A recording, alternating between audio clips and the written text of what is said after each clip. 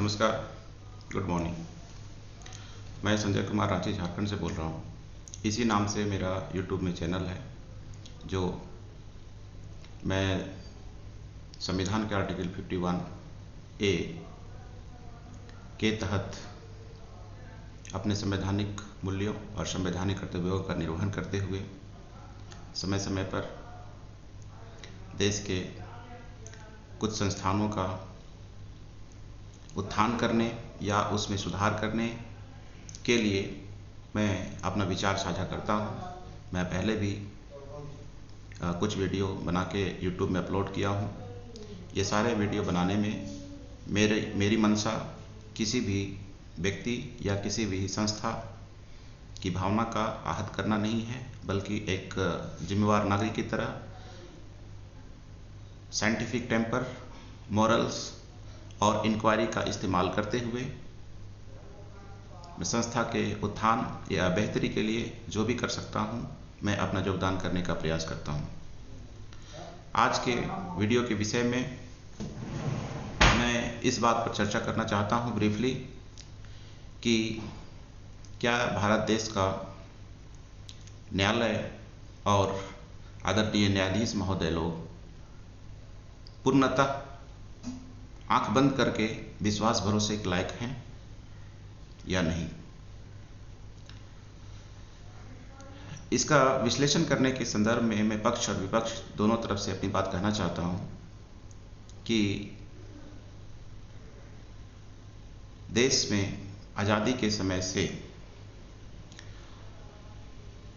अगर इतिहास उठा के देखा जाए तो कई बार ऐसा अनप्लीजेंट सिचुएशन क्रिएट हुआ है जब सो कॉल्ड ऑनरेबल जजों पे ही कार्रवाई हुई है या आवाज उठी है। इसमें एक नहीं कई उदाहरण हैं। कुछ के साथ में महाभियोग या इम्पीचमेंट का प्रोसेस किया भी गया, यद्यपि वह पूर्णतः सक्सेसफुल नहीं रहा। कुछ मामले में इम्पीचमेंट का प्रोसेस चलने के दौरान ही जिस न्यायाधीश के खिलाफ में महाभियोग या इम्पीचमेंट चल रहा था, उन्होंने स्वतः ही इस्तीफा दे दिया। कुछ मामले में इवन हाई कोर्ट के चीफ जस्टिस तक ऐसे मामलों में जब उनके खिलाफ अनियमितता या भ्रष्टाचार का आरोप लगा, वह अपना पद नहीं बचा पाए। कुछ हाई कोर्ट के जस्टिस के साथ भी ऐसा हुआ कि उनके खिलाफ भी कार्रवाई हुई और वो अपना पद बचाने में असमर्थ या असक्षम रहे। अब ध्यान देने की बात है कि हाई कोर्ट में इतनी सारी चीजें हो रही है, लेकिन सुप्रीम कोर्ट में आज तक सुप्रीम कोर्ट के जितने भी आदरणीय जज साहब रहे हैं, शायद ही किन्हीं के खिलाफ सक्सेसफुल इम्पीचमेंट या महाभियोग की कार्रवाई हुई हो। पिछले कुछ वर्षों पहले भारतवर्ष के सुप्रीम कोर्ट के chief justice of India mister Mishra के खिलाफ ही महाभियोग की कार्रवाई शुरू की गई थी, परंतु वेलफेयर गवर्नमेंट ने अपना दया दृष्टि दिखाया और उस महाभियोग की कार्रवाई को आगे नहीं बढ़ने दिया। चूंकि भारत सरकार की एक नैतिक जिम्मेवारी थी कि देश के अंदर जितने भी संस्थान हैं उन्हें सुरक्षित किया जाए, उन्हें सुरक्षित रखा जाए, और भले ही उनके द्वारा कुछ गलती की भी गई हो तो सरकार ने, जो लोकतांत्रिक तरीके से जनता के द्वारा चुने गए सरकार हैं, उन्होंने अपनी दया दृष्टि दिखाया और संस्था का बचाव किया और उन्हें मौका दिया कि अगर गलती भी हुई है तो इतनी किरकिरी हो चुकी है, उतना ही पनिशमेंट सफिशिएंट है, और एक चीफ जस्टिस के खिलाफ महाभियोग को पूर्णतः सफल कराना ये शायद भारत सरकार के लिए भी कलंक की बात होती, इसलिए वह कार्रवाई आगे नहीं बढ़ी। यह बात हाई कोर्ट और सुप्रीम कोर्ट का है। अब बात करते हैं डिस्ट्रिक्ट कोर्ट का। हर एक राज्य में कितने भी ऐसे डिस्ट्रिक्ट कोर्ट के जज हैं जिन्हें अनियमितता अथवा भ्रष्टाचार के मामले में सेवा से बर्खास्त किया गया या समय से पहले जबरन सेवानिवृत्ति दे दी गई। ऐसे मामलों की संख्या की तुलना यदि कार्यपालिका के विभाग से की जाए तो शायद बहुत कम ही है। जितने भी हैं वो भी यह परिलक्षित करने के लिए काफ़ी हैं कि न्यायालय के अंदर भी अनियमितता होती है, भ्रष्टाचार भी होता है, दुर्व्यवहार भी होता है, व्यभिचार भी होता है। इवन झारखंड राज्य में भी कई डिस्ट्रिक्ट कोर्ट के जजों को संख्या करीब 10 के आसपास है। जब से झारखंड बना है पिछले 22 वर्षों में करीब 10 से ज़्यादा डिस्ट्रिक्ट कोर्ट के जजों को सेवा से बर्खास्त किया गया है या जबरन सेवानिवृत्ति दी गई है। लेकिन दुर्भाग्यवश ये है कि झारखंड हाई कोर्ट के एक भी जज के खिलाफ कोई भी कार्रवाई अभी तक नहीं हुई। ऐसा क्यों है? यह समझने के लिए काफ़ी है कि डिस्ट्रिक्ट कोर्ट के जजों के खिलाफ यदि कोई कंप्लेन, एक तो पहले जल्दी कंप्लेन कोई करने की हिम्मत नहीं करता है, हर किसी तरह से बहुत रेयर कंडीशन में कंप्लेन होता है, तो उसमें भी बहुत सारे को अपने बिरादरी के होने के कारण से बचाने का प्रयास किया जाता है। अब बहुत एक्सट्रीम कंडीशन हो गया तो जज के खिलाफ कार्रवाई होती है। लेकिन दुर्भाग्य से ये है कि हाई कोर्ट के किसी जज के खिलाफ आज तक एक भी कार्रवाई क्यों नहीं हुई? क्या, अब सवाल ये उठता है, यह सवाल बहुत लाजमी है, क्या झारखंड हाई कोर्ट में कोई अनियमितता नहीं है, कोई व्यभिचार नहीं है, कोई भ्रष्टाचार नहीं है? यह सब है। ऐसा संभव है कि जब सभी एक ही बोट पर सवार हैं तो कौन किसको बोट से उतार के पानी में फेंकेंगे, या कौन, जब सब हाई कोर्ट के, झारखंड हाई कोर्ट और इसी तरह से अन्य हाई कोर्ट के जजों के द्वारा यदि अनियमितता की जाती है या भ्रष्टाचार किया जाता है तो उसको दबाया जाता है, मामले को उसको उजागर नहीं होने दिया जाता है, उसे मीडिया में नहीं आने दिया जाता है। मीडिया में कोई भी नेगेटिव समाचार जल्दी पे किसी कोर्ट के खिलाफ या जज के खिलाफ नहीं आता है। सरकार के खिलाफ मीडिया वाले सारे न्यूज छापते हैं, लेकिन किसी मीडिया वाले को हिम्मत नहीं है कि किसी जज के खिलाफ या किसी कोर्ट के खिलाफ वो न्यूज को छापे। इसका न्यूज नहीं छाप रहा है पेपर में या टीवी में या इलेक्ट्रॉनिक मीडिया में, इसका ये मतलब नहीं है कि न्यायालय में अनियमितता नहीं हो रही है। वहाँ कंटेम्प्ट ऑफ कोर्ट का आतंक इस कदर है कि किसी भी मीडिया हाउस को हिम्मत नहीं होती है कि न्यायालय और न्यायाधीशों के खिलाफ कुछ नेगेटिव छापे। वहाँ सीधे आंख बंद कर लेते हैं। तो यह प्रश्न उस मीडिया के निष्पक्षता और स्वतंत्रता पर भी है, उनकी इंटीग्रिटी पर भी है कि एक के सामने आप पूरा आंख फाड़ के दिखाते हैं, कि जगह जगह कैमरा लगा के दिखाते हैं और दूसरे की तरफ आंख बंद कर लेते हैं। ये मीडिया पर भी सवाल है और मीडिया में भी क्या है ये सबको पता है। एनीवे, जो विषय है कि झारखंड राज्य के डिस्ट्रिक्ट कोर्ट के बहुत सारे जजों के खिलाफ कार्रवाई हुई, तो कार्रवाई कैसे होती है? ये जनरली हाई कोर्ट के एक तरह से फुल बेंच के द्वारा डिसीजन होता है कि पर्टिकुलर जज के खिलाफ कार्रवाई होनी चाहिए, सेवा से बर्खास्त किया जाना चाहिए या नहीं किया जाना चाहिए। लेकिन हाई कोर्ट के ही किसी जज के द्वारा अगर अनियमितता या भ्रष्टाचार किया जाता है तो इसे उजागर करने के लिए कौन करेगा? किसी सरकारी पदाधिकारी, कर्मचारी या किसी नेता में हिम्मत नहीं है। और मीडिया के अगर उनको पता भी होता है तो आंख बंद कर लेते हैं। एक न्यायाधीश दूसरे न्यायाधीश के खिलाफ कभी कुछ नहीं कहेंगे, जिसका नतीजा ये होता है कि हाई कोर्ट के लेवल पर जितनी अनियमितताएं, भ्रष्टाचार अगर होता भी है तो सब छुपा रह जाता है, दबा रह जाता है। ऊपर से कंटेम्प्ट ऑफ कोर्ट एक्ट 1971 कुछ न्यायाधीशों के लिए या अधिकतर न्यायाधीशों के लिए एक हैंडी वेपन के रूप में काम हो रहा है। एक हैंडी वेपन मतलब कि सबसे सस्ता हथियार है जिसको अपना पॉकेट में लेके घूमते हैं। जब जरूरत पड़ेगा, जो भी उनके खिलाफ अगर कोई आवाज़ उठाया तो उसको क्रश करने के लिए उसी कंटेम्प्ट ऑफ कोर्ट का इस्तेमाल करेंगे, उपयोग करेंगे या दुरुपयोग करेंगे। यदि न्यायालय अपनी विश्वसनीयता, निष्पक्षता और जनता का विश्वास भरोसा पाना चाहते हैं, तो मेरा उन सभी माननीय न्यायाधीशों से सविनय निवेदन है और सलाह है कि आप अपने अपने कोर्ट में एक ट्रांसपेरेंसी लाइए। जहां पे फेयरनेस होता है वहीं ट्रांसपेरेंसी होती है, और जहां फेयरनेस नहीं होता है वहां ट्रांसपेरेंसी भी नहीं होती है। यदि आपके कोर्ट में फेयरनेस है, यदि आपको ऐसा लगता है, तो आप उसमें ट्रांसपेरेंसी भी लाइए। और ट्रांसपेरेंसी लाने का सबसे अच्छा तरीका है आपके कोर्ट में जो भी हो रहा है प्रोसीडिंग, उसको आप लाइव स्ट्रीमिंग या लाइव टेलीकास्ट आप स्वतः कीजिए।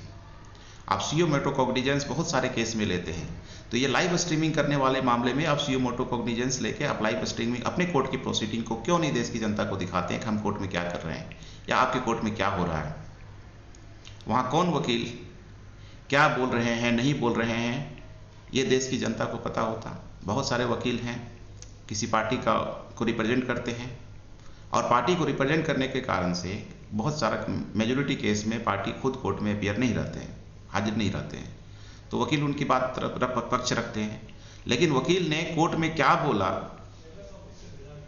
या कैसे कार्रवाई हुई, ये देश की जनता जो पार्टी खास करके है उनको भी पता नहीं रहता है। एक कोर्ट में एक इंग्लिश का एक लैंग्वेज है जो जनरली जज और वकील को ही समझ में आता है, सामान्य आदमी को तो समझ में नहीं आता है कोड वर्ड, सीक्रेट वर्ड और सीक्रेट लैंग्वेज। अगर सामान्य भाषा में बात होती और न्यायालय में जो भी प्रोसीडिंग हो रहा है अगर लाइव स्ट्रीमिंग सबका होता, तो देश की जनता देख पाती घर बैठे ही, या जहां पर भी है वहां देख पाती कि उनके केस में आज क्या कार्रवाई की गई। हमारे वकील साहब जिनको हमने फीस दिया है उन्होंने कोर्ट में जाके हमारा पक्ष में रखने के लिए क्या कहा, दूसरे पार्टी ने क्या कहा, और इससे जज की विश्वसनीयता बढ़ जाती। जज पर किसी तरह का कोई एलिगेशन या संशय या संदेह नहीं होता। लेकिन जब ऐसा नहीं होता है तो जहां डार्कनेस होता है वहां सस्पिशन भी होता है। जहां डार्कनेस होगा वहां सस्पिशन स्वाभाविक होगा, और लोगों को वहां डर भी लगेगा कि पता नहीं क्या होगा, वहां क्या हो रहा है, वहां तरह तरह का संशय और संदेह मन में चलता रहता है।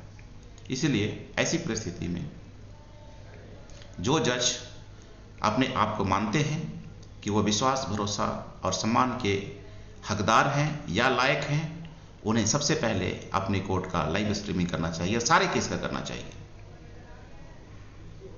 जब आप सही हैं तो दूसरा दुनिया को दिखाने में क्या दिक्कत है।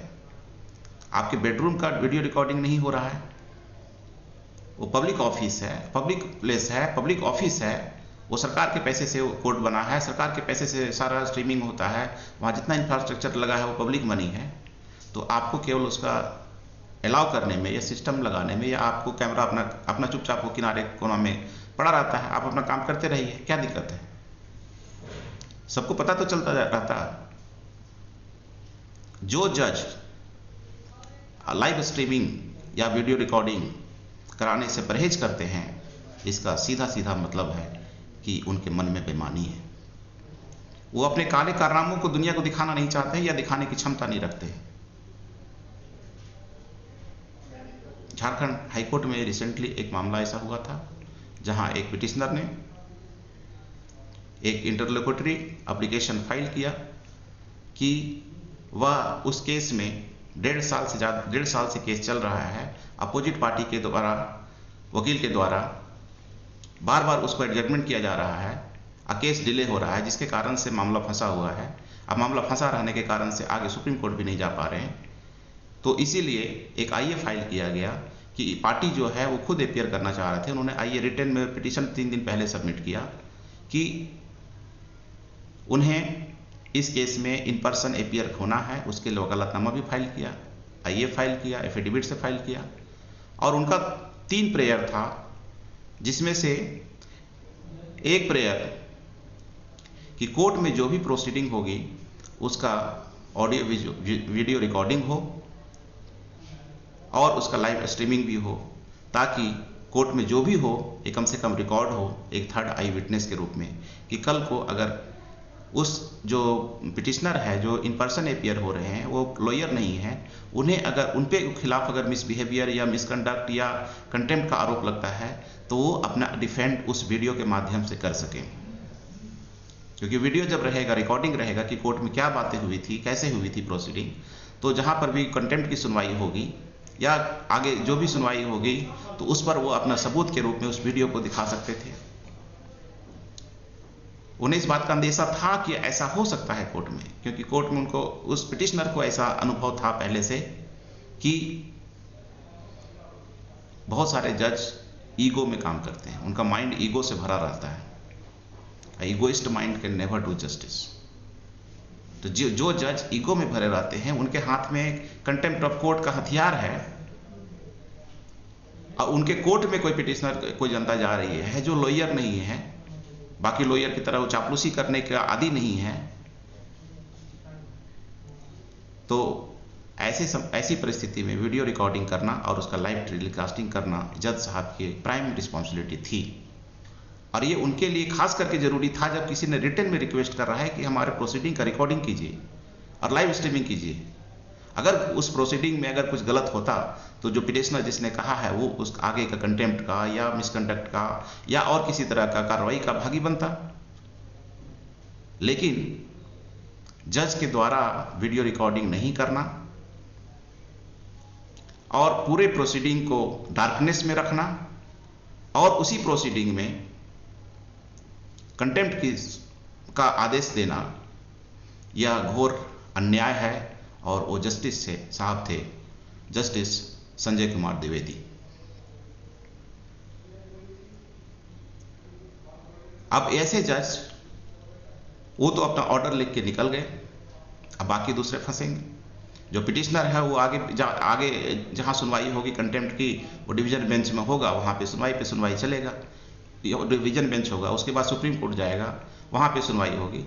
तो ये अननेसेसरी का लिटिगेशन क्रिएट हो गया, उनके द्वारा क्रिएट किया गया। क्यों? सिर्फ उनका ईगो हर्ट हो गया कि पिटिशनर ने ये डिमांड कर दिया कि हम प्रोसीडिंग का लाइव रिकॉर्डिंग कीजिए और लाइव टेलीकास्टिंग कीजिए।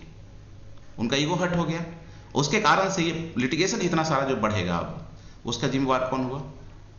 वही जस्टिस मिस्टर संजय कुमार द्विवेदी साहब। हो सकता है इस वीडियो के लिए भी उनको तकलीफ लगेगी, तो वो और नया एक और कंटेम्प्ट करेंगे। कोई बात नहीं, जब ऐसे ही चल ही रहा है तो ये भी चलेगा। ये कंटेम्प्ट ऑफ कोर्ट ये न्यायाधीशों का एक हैंडी वेपन बन गया है, अपना ईगो सेटिस्फाई करने के लिए और दूसरे को दबाने के लिए, सप्रेशन और ऑपरेशन करने के लिए, अन्याय और अत्याचार करने के लिए। इसलिए अब मैं वीडियो बंद करने वाला हूं। अंत में यही कहना चाहूंगा कि जो भी न्यायाधीश अपने आप को माननीय समझते हैं, माय लॉर्ड तो वो है नहीं, असल में लॉर्ड है नहीं, लेकिन दिन भर वो Lord Lord Lord Lord my Lord your Lord my Lord your Lord सुनते रहना पसंद करते हैं। जो दिन भर इतना झूठ सुनते हैं वो कितना सच न्याय करेंगे? तो वैसे न्यायाधीश जो अपने आप को माननीय सम्माननीय मानते हैं, अपने आप को निष्पक्ष ईमानदार मानते हैं, उनसे मेरा आग्रह है, उनसे मेरा रिक्वेस्ट है कि अपने अपने कोर्ट में आप जितने भी प्रोसीडिंग होता है आप सबका live telecast, live audio video recording कीजिए और उसका लाइव टेलीकास्टिंग कीजिए। आप ट्रांसपेरेंसी इंश्योर कीजिए, ट्रांसपेरेंसी मेंटेन कीजिए, आपकी फेयरनेस दिखेगी। और जब आपकी फेयरनेस दिखेगी तो लोगों को आप पर विश्वास भरोसा भी होगा। जब विश्वास भरोसा होगा तो लोगों को आप पर संदेह भी नहीं होगा, और आपके द्वारा किए गए जो भी न्यायिक आदेश होगा उसका सम्मान भी किया जाएगा और देश की जनता को न्याय भी मिलेगा। फिलहाल मैं इस वीडियो में इतना ही कहना चाहता हूं। अब अगली बार फिर दूसरे वीडियो पे दूसरी बात करूंगा। अगला मेरा होगा टॉपिक कि न्यायाधीशों को अकाउंटेबल कैसे बनाया जाए। न्यायाधीशों को अकाउंटेबल कैसे बनाया जाए? Unless judges are accountable to their actions and inactions, they are dangerous for the democracy and for the country. Thank you.